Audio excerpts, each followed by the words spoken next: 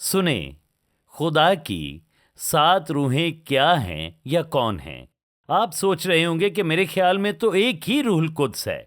जी हाँ, ऐसा ही है, लेकिन फिर कलाम में खुदा की 7 रूहों का जिक्र क्यों है? तो आइए आज जानते हैं प्योर गोल्ड पर। मैं हूं पास्टर स्टीवन ब्रूक्स और खुश आमदीद।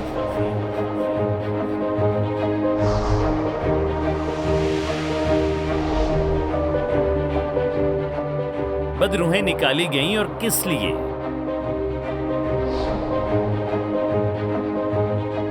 सोचें कि आप मुंह से कलाम करते और हुक्म देते हैं, खुदावंद के नाम में शिफा पाओ। देखो, खुदा का बर्रा। खुदा कहता है,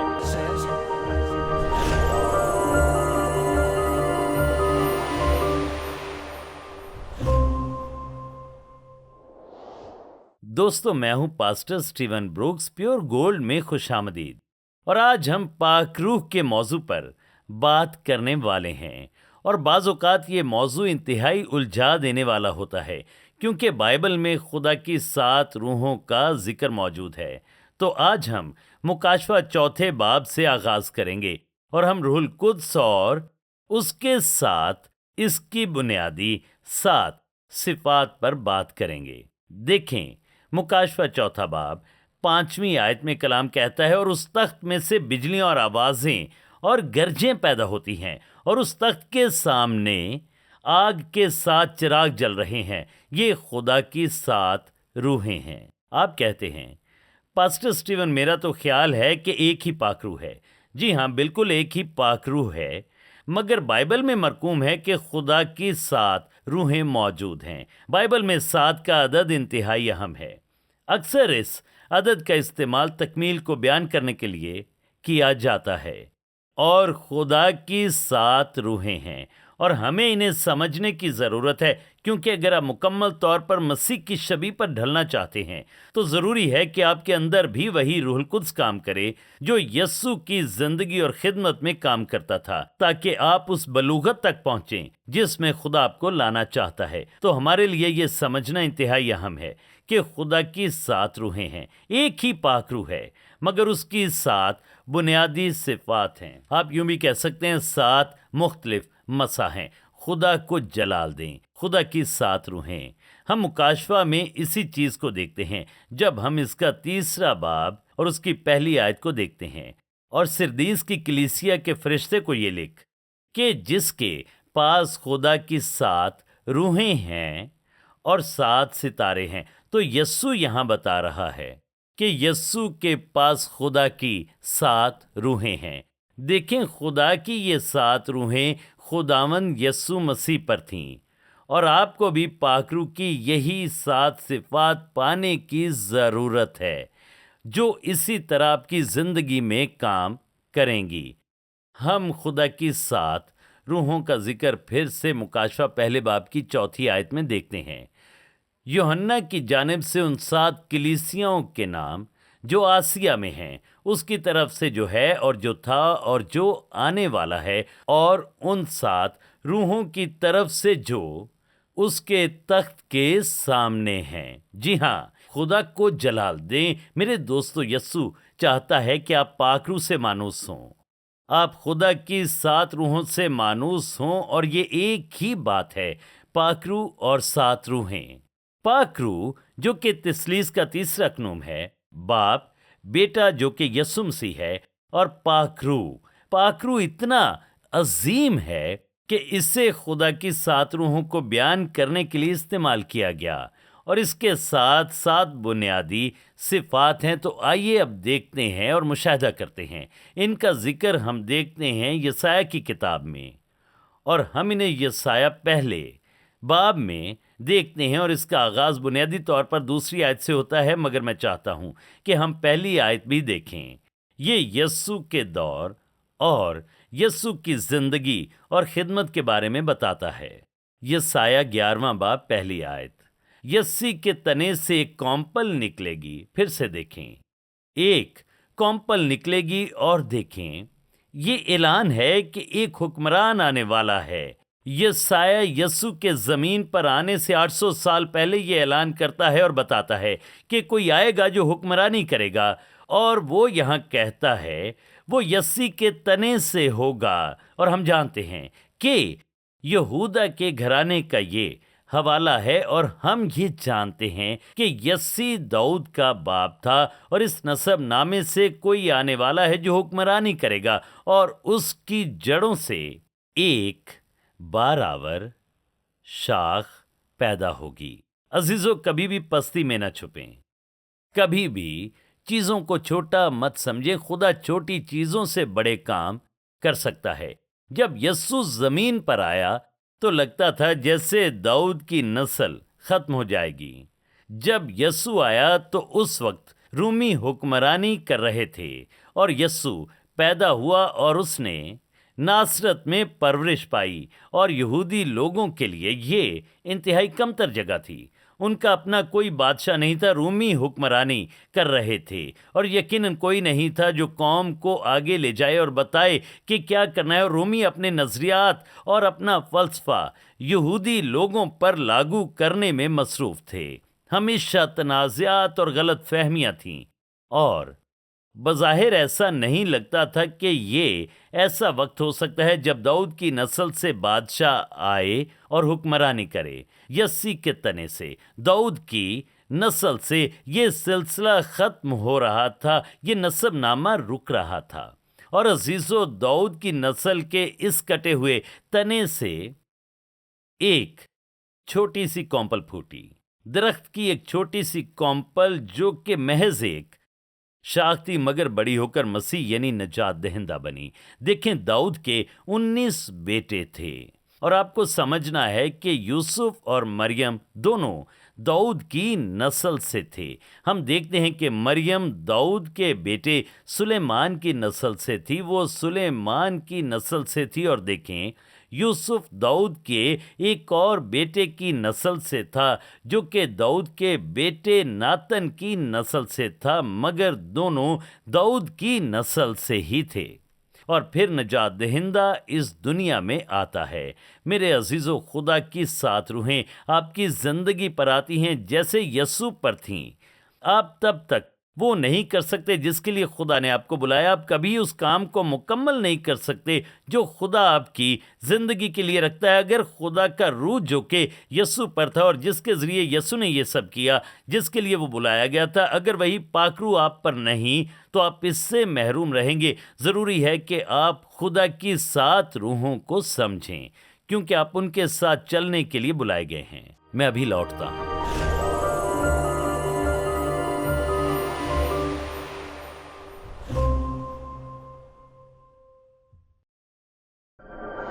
अमाल की किताब में रसूल हर रोज मौजज़ात करते थे। पाक रूह की नेमतें हर जगह मौजूद थीं। तो क्या ये चीजें बाइबल में बंद हो गईं या आज भी हो रही हैं? मैं आपको भी मौका देना चाहता हूं कि मसीह को अपना खुदावंद और निजात दहिंदा बनाएं। पास्टर स्टीवन ब्रूक्स आपको बताते हैं कि कैसे पाक रूह की नेमतें हासिल की जाएं ताकि आप अपने इर्द गिर्द मौजूद दुनिया में दाखिल हों। अपनी किताब how to operate in the gifts of the spirit मैं आपको यहाँ तरबियत देने और मुसल्ला करने आया हूँ ताकि आप पाक रूह की तमाम 9 नेमतों में चल सकें। रूहुल कुद्स की ताकत के ज़हूर और अपनी जिंदगी पर उसके मस्सा के लिए तैयार हो। पाक रूह की नेमतों में कैसे चलना है, स्टीवन ब्रूक्स बाइबल की ठोस तालीमात से बताते हैं और अपनी मजबूत शख्सी गवाही के जरिए कि पाक रूह की 9 नेमतों में कैसे चलना है। 3 नेमतें हैं जो कुछ कहती हैं, 3 नेमतें हैं जो कुछ करती हैं, 3 नेमतें हैं जो कुछ जाहिर करती हैं। ये तमाम 9 नेमतें आप में मौजज़न होंगी ताकि आप मसीह की मोहब्बत और कुदरत के साथ बहुत से लोगों तक पहुंच सकें, उसकी कुदरत के ज़हूर के लिए तैयार हो जाएं। सीखें कि कैसे यीशु ने इन नेमतों के इस्तेमाल से इलाही तौर पर खिदमत की और जाने कि कैसे रूहुल कुद्स आपके इर्द गिर्द मौजूद लोगों में इलाही तब्दीली लाने के लिए आपको इस्तेमाल करता है। अभी ऑर्डर करें स्टीवन ब्रूक्स की किताब how to operate in the gifts of the spirit. आपको इसके साथ सीडी पर तालीमात मौसूल होंगी, तर्जमे की नेमत और इन तालीमात पर भी कि रूहानी भेदों को कैसे खोलें। रूह की नेमतें आपके जरिए जारी होती हैं ताकि आप बहुत सी रूहों को छुएं, बेदार करें और बचाएं, बरकत के हसूल के लिए तैयार हों ताकि दूसरों के लिए बाबरकत हों। یہ جاننے کے لیے کہ ان روحانی نعمتوں میں کس طرح چلنا ہے ابھی کال کریں. آپ کو اسٹیون بروکس کی بہترین فروخت ہونے والی کتاب ملے گی اور اس کے ساتھ ترجمے کی نعمت پر آڈیو CDs بھی. کال کریں 336-990-9001 یا آن لائن وزٹ کریں stevenbrooks.org.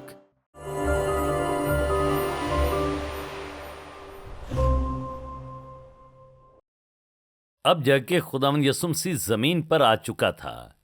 اسرائیلی قوم ابھی بھی پست ترین مقام پر موجود تھی. وہ نہیں جانتے تھے کہ ان کے درمیان کون آ چکا ہے. اب داؤد کی نسل سے بہت طرح سے یوں دکھائی دیتا تھا کہ جلال کے دن گزر چکے ہیں جب بادشاہ داؤد حکومت کیا کرتا تھا. بہت سے ماہرین الہیات کہتے ہیں کہ بنی اسرائیل کا سنہری دور تھا جب سلیمان حکومت کرتا تھا، مگر پھر چیزیں پستی کی طرف چلی گئیں اور اب وہ پستی کے اس مقام پر تھے. مگر اب یسوع آ چکا تھا.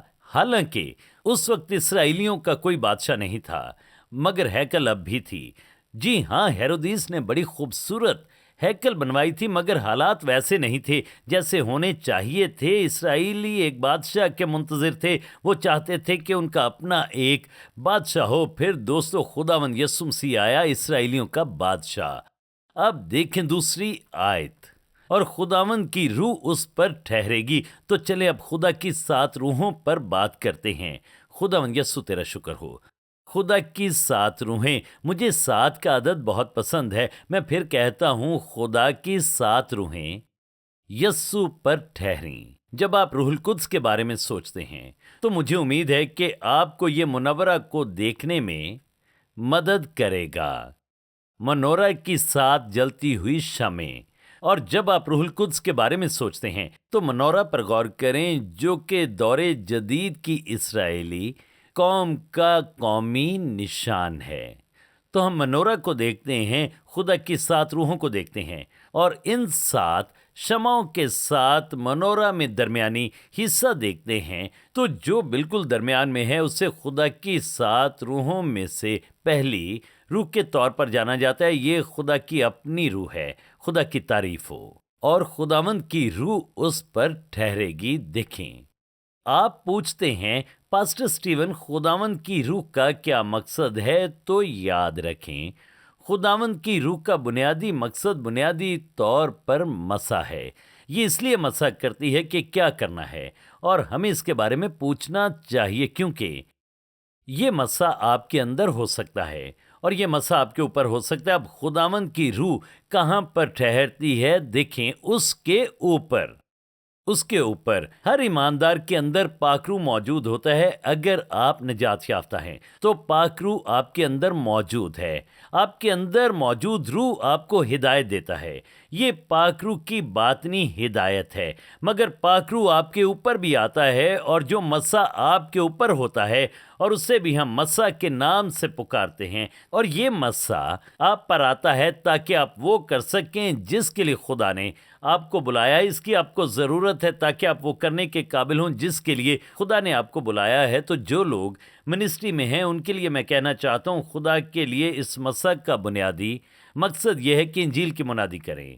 اب لوکا 4 باب کی 18ویں آیت کو یاد کریں. یسوع نے کہا، خداوند کا روح مجھ پر ہے. کس لیے؟ خوشخبری دینے کے لیے. یہ خوشخبری دینے کا مسح ہے. اب آپ دیکھیں، خوشخبری کا کیا مطلب ہے؟ اس کا مطلب ہے انجیل کا اعلان کرنا.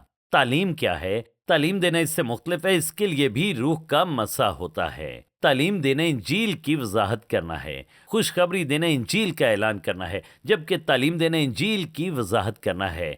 دیکھیں، آج ہمیں کلیسیا میں راست باز اساتذہ کی ضرورت ہے. اور میرا یہ ماننا ہے کہ ایلیا نبی جب کرمل کی پہاڑی پر تھا اور اس نے دیکھا کہ چھوٹی سی بدلی آ رہی ہے تاکہ بارش برسائے اور خشک زمین کو تر کرے، ایک چھوٹی سی بدلی انسانی ہتھیلی کے برابر، اور میرا یہ ایمان ہے کہ ہاتھ کی ہتھیلی کے برابر وہ بدلی آنے والی 5 فولڈ منسٹری کی ترجمانی کرتی ہے.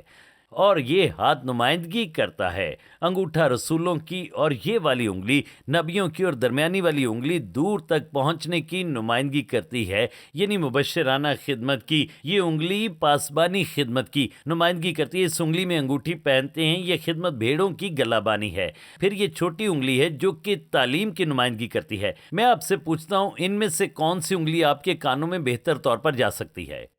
یہ ٹیچنگ منسٹری ہے۔ ہمیں تعلیم کی ضرورت ہے۔ ہمیں ایسے خدا کے مردوں اور عورتوں کی ضرورت ہے جن پر خدا کا مسا ہو، جو کلام کی وضاحت کریں، ہمیں صرف ان کا مطلب ہی نہ بتائیں بلکہ خدا کے ارادے کی وضاحت کریں اور جو کچھ اس میں لکھا ہے اس سے کیا مراد ہے۔ تو روح کا ایک مسا ہے۔ اس منورہ کے بالکل درمیان میں خدا کی روح ہے جو کہ منادی کرنے کا مسا ہے، اور پھر تعلیم دینے کا مسا ہے، اور پھر اپنی زندگی میں بلاہٹ پر عمل کرنے کا مسا ہے۔ خداوند تیرا شکر ہو۔ دیکھیں، میری کلیسیا کا ایک رکن تھا جو کہ مکینک تھا، اور وہ گاڑیوں کا کام کرتا تھا۔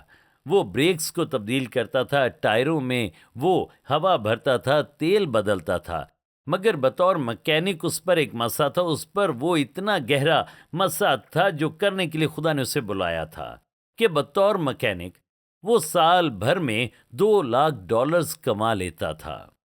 پاسٹر سٹیون کیسے کوئی بریکس بدل کر اور انجن کا کام کر کے اتنے پیسے کما سکتا ہے؟ اس طرح کے کام کی تو کمائی بہت کم ہوتی ہے، یہ اتنی کمائی نہیں ہو سکتی۔ دیکھیں، اس پر مسا تھا، خداوند کا روح اس پر تھا۔ اسے ایسی نوکری ملی جس کی ایک مخصوص تنخواہ تھی۔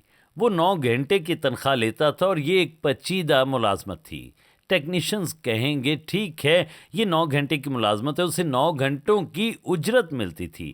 وہ یہ سب کچھ 3 گھنٹے میں کر لیتا، اور اگر آپ 3 گھنٹوں میں وہ کر لیتے تو پھر بھی آپ کو 9 گھنٹے کی ہی تنخواہ دی جاتی، کیونکہ یہ انتہائی پیچیدہ معاملہ تھا۔ مگر جب آپ کے اندر مسا موجود ہوتا ہے تو وہ کام کرتا ہے، اور جب آپ پر مسا آتا ہے تو بھلے یہ سائنس ہو یا پھر تدریس کا میدان ہو یا پھر خدمت کے میدان میں آپ مصروف عمل ہوں، روح القدس کا مسا آپ کے اوپر آتا ہے جو آپ کو اس قابل بنا سکتا ہے کہ آپ وہ کریں جس کے لیے خدا نے آپ کو بلایا ہے، اور منزل تک پہنچ جائیں اس کام کی جو خدا نے آپ کے لیے مقرر کیا۔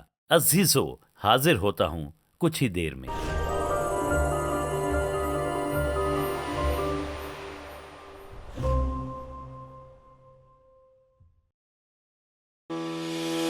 کیا فرشتے حقیقی ہیں؟ فرشتوں کا ذکر بائبل میں موجود ہے، لیکن کیا یہ آج بھی ہمارا خیال رکھتے ہیں؟ اور اگر رکھتے ہیں تو ان کا مقصد کیا ہے اور وہ کیسے ہماری مدد کر سکتے ہیں؟ پاسٹر سٹیون بروکس پیش کرتے ہیں ورکنگ ود اینجلز۔ یہ کتاب آپ کو فرشتوں کے بارے میں سکھاتی ہے کہ کیسے فرشتوں کے ساتھ کام کرنا چاہیے تاکہ زمین پر خدا کے منصوبے کو پورا کریں۔ بائبل میں مرکوز بہت سے مقدسین نے فرشتوں کا سامنا کیا، مگر عزیزو یہ صرف ماضی میں بائبل کے دنوں تک موجود نہیں تھا۔ خدا اب بھی اپنے فرشتوں کے ذریعے اپنے لوگوں تک پہنچتا ہے۔ ورکنگ ود اینجلز میں بتایا گیا ہے کہ کیسے فرشتے آپ تک معلومات لاتے ہیں اور کیسے آپ کے مددگار ہوتے ہیں، کیسے یہ آپ کی حفاظت کرتے ہیں اور آپ کا خیال رکھتے ہیں، مسیح کے ساتھ آپ کے تعلق کو کیسے مضبوط بناتے ہیں۔ ان رویاؤں کے ذریعے جو خدا سے ملی، میں روحانی مقاموں میں فرشتوں کو دیکھنے کے قابل ہوا، اور میں نے ان سے گفتگو بھی کی۔ میں آپ کو سکھانا چاہتا ہوں کہ کیسے آپ کے لیے یہ ممکن ہو سکتا ہے کہ آپ بھی خدا کے آسمانی پیغمبروں کو حاصل کریں۔ خدا فرشتوں، شیاطین اور انسانوں کی درجہ بندی کیسے کرتا ہے؟ آسمانی بخارات کیا ہیں؟ کیا آپ کے پاس شخصی فرشتہ موجود ہے؟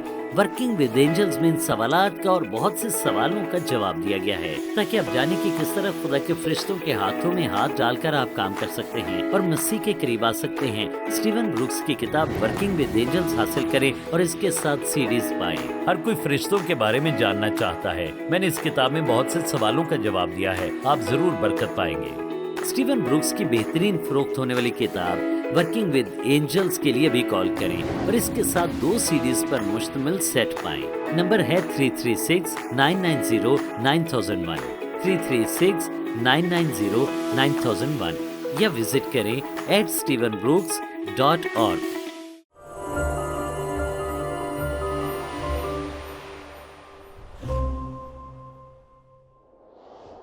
خداوند کی روح यस्सु पर ठहरी, ताकि यस्सु वो कर सके जो करने के लिए बाप ने उसे मुकर्रर किया था।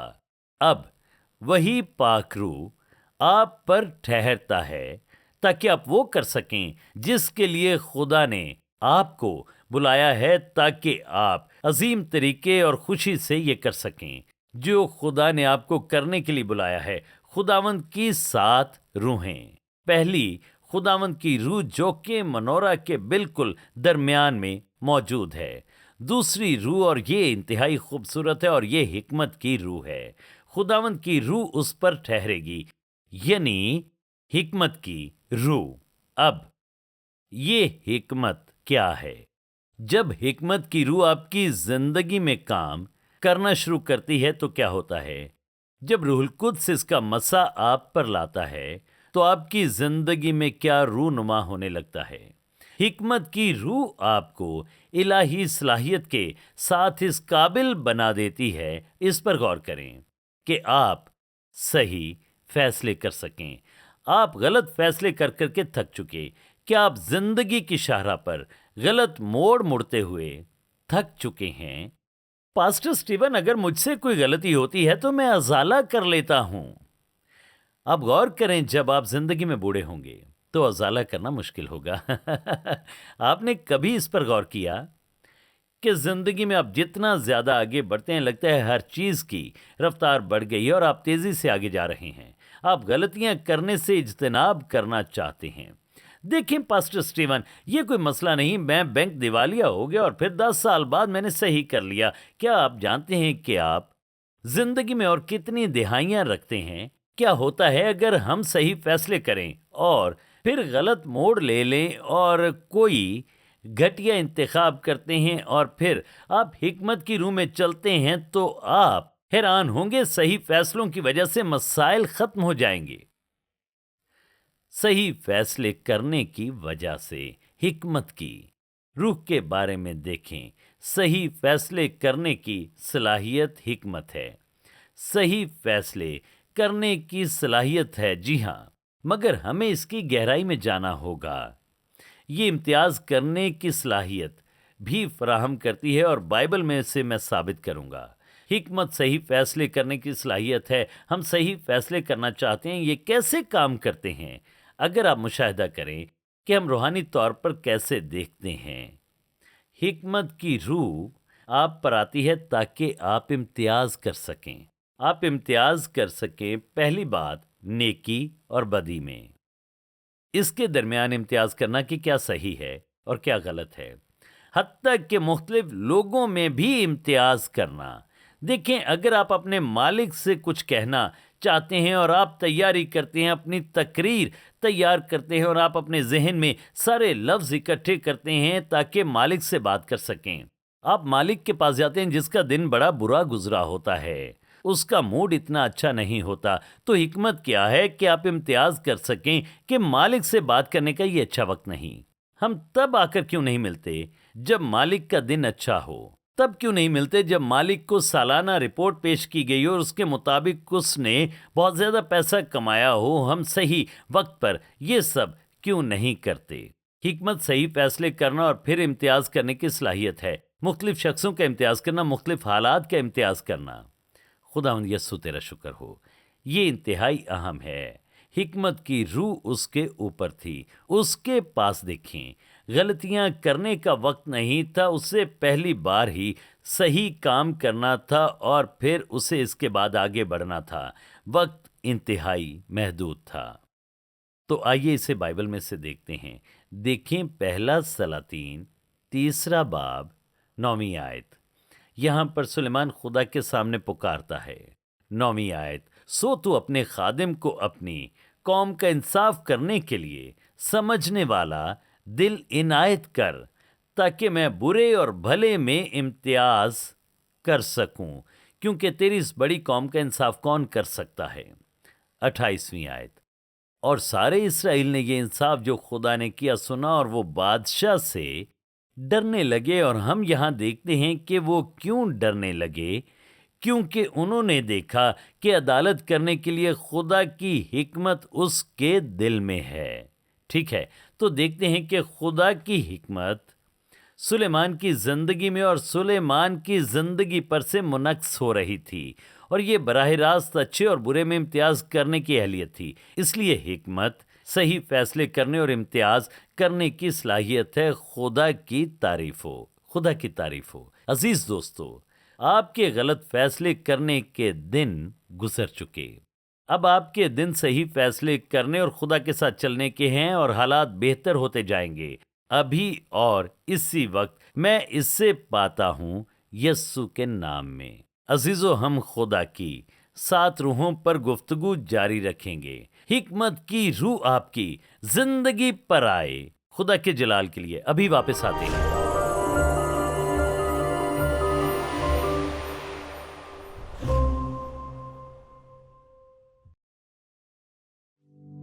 میں پیور گولڈ کے تمام عہد کے شراکت داروں کے لیے خدا کا شکر گزار ہوں۔ آپ ہی کی وجہ سے ہم دنیا بھر میں بہت سے لوگوں کے ساتھ انجیل کی شراکت کرنے کے قابل ہوتے ہیں۔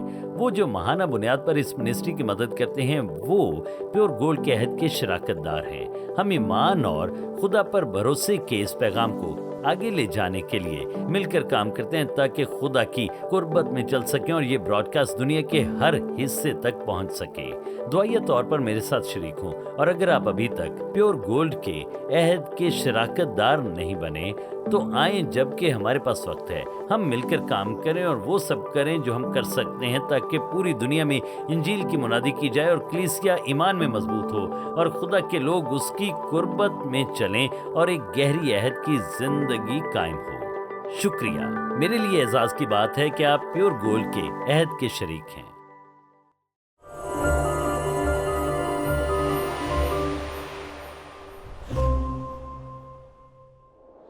میرے دوستو، کیا آپ تصور کر سکتے ہیں کہ یسوع مسیح نے بار بار غلط فیصلے کیے ہوں؟